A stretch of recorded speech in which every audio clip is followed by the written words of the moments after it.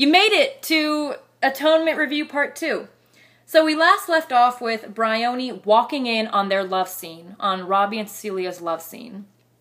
And Bryony doesn't know what to make of it, except for the fact that, Cecilia is obviously being manhandled and victimized and raped here, and she's discovered something weird. But she doesn't want to say it out loud on the dinner table because Leon's there and it'll just dampen the mood or something. Her childish mind has a very grown-up way of taking things. So, in the middle of this dinner scene, the twins, Jackson and Pierrot, just decide to up and leave because they're bored and they're frustrated and they want their mother back, so they decide to run away, and it's pitch black outside. So the whole of the dinner party, which is Leon Tallis with his friend Paul Marshall, Lola, Bryony, Cecilia, and Robbie go off to search for them.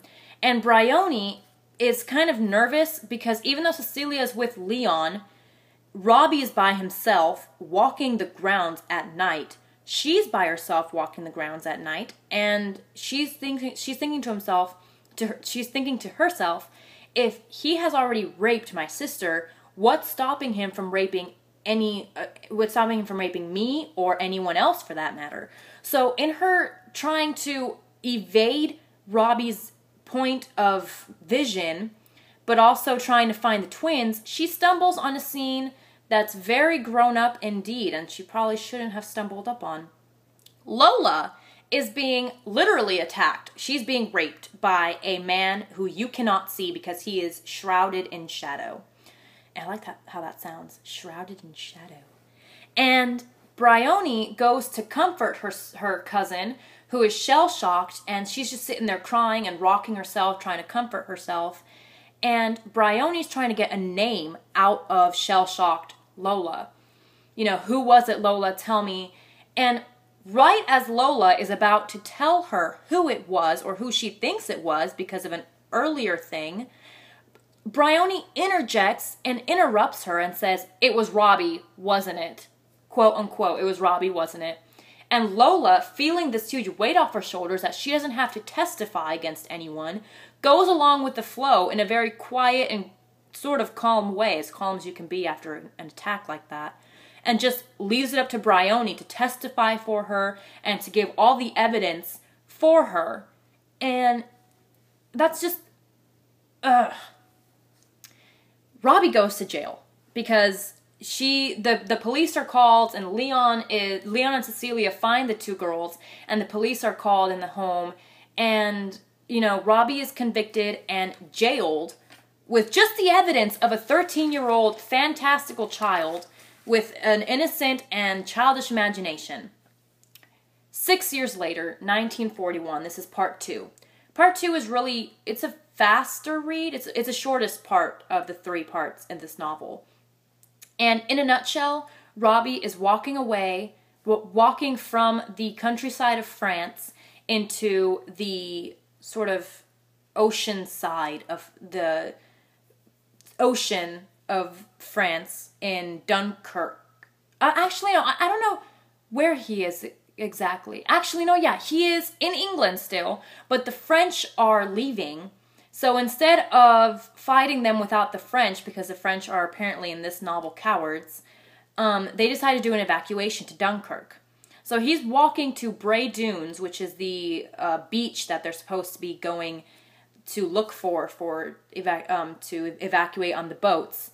And it's a very intense scene because there's so much war going on around them. And war not in the boom, boom, boom, boom, boom, tanks going around, missiles being fired, machine guns, duck and cover kind of war. No, it's a very graphic, very post-battle war where you can, Ian McGowan describes limbs and people being left to die and blood and all this other kind of stuff. And there is an attack, but it is a very intense attack, and I was sort of shaking along with him. But it's only about 4 pages long. And that's the end of part 2. He reaches the beach. Lo and behold, there aren't any boats, but the next morning there are boats. So that's part 2. Part 3 is the year is unknown. It's not that far away from 1941 because they are in the heaviness of war. Bryony is a nurse, and it's made known that Cecilia is also a nurse. So obviously they're right in the middle of World War II. And Bryony is guilt-ridden because now that she's 18 or 19 years old, she knows what she has done, and she knows what she has prevented and what she has caused. And she has punished herself by living in this sort of strict nurse way of life where it's very clean, it's very tough living there. You know, you're constantly cleaning stuff, and you're never allowed any time off, and I don't think you can be in a relationship. It's just they're almost like the nuns of war. You know, it's a very difficult way of life. And she's in this, you know, process of being a nurse, and this is when I started to literally cry. I cried because